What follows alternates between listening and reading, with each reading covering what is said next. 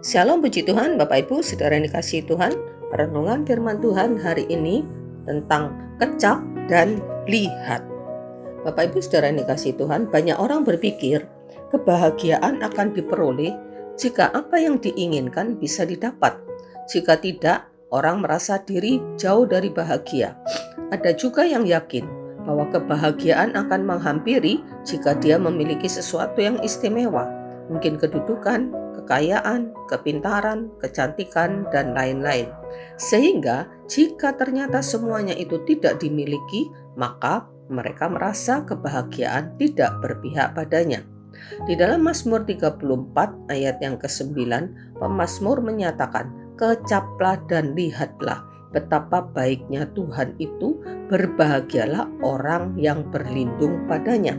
Pemazmur menunjukkan dengan jelas bahwa Tuhan itu sangat baik, kasih, dan kebaikannya memenuhi hidup ini. Kebaikan Tuhan itu pantas atau dapat dikecap oleh orang-orang yang berlindung kepadanya. Di ayat yang kelima dari Mazmur 34 ini dikatakan bahwa Tuhan itu menjawab orang yang mencari Dia. Tuhan melepaskan dari segala kegentaran.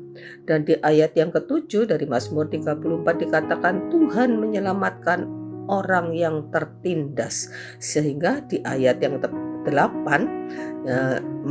pemazmur bisa menyatakan, ayat yang ke-9 mengatakan, "Kecap dan lihat betapa baiknya Tuhan."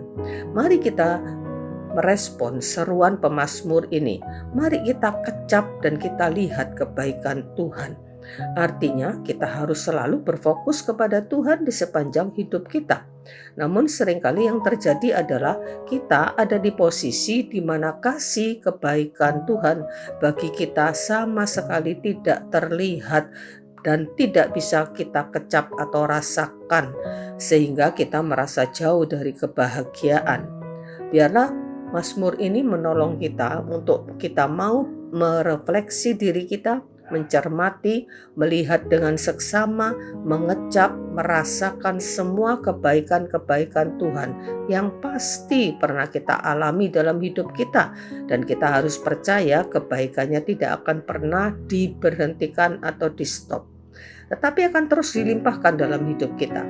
Jadi mengecap dan melihat adalah hal yang harus setiap kali kita lakukan agar kita bisa melihat dan merasakan kasih dan kebaikan Tuhan, dan dampaknya kita akan berbahagia.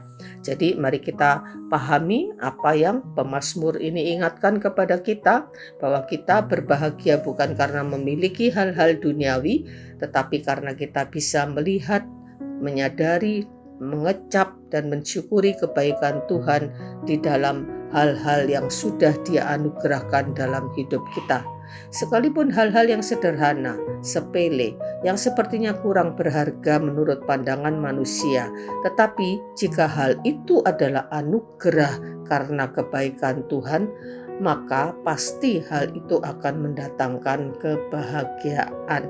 Jadi pokoknya apapun yang dari Tuhan pasti membawa kebahagiaan dan kebaikan. Jadi mari kita kecap dan kita lihat betapa baiknya Tuhan kita. Amin. Mari kita berdoa. Terima kasih Tuhan, Kau sungguh Tuhan yang sangat-sangat baik, sangat penuh kasih, sangat penuh kemurahan.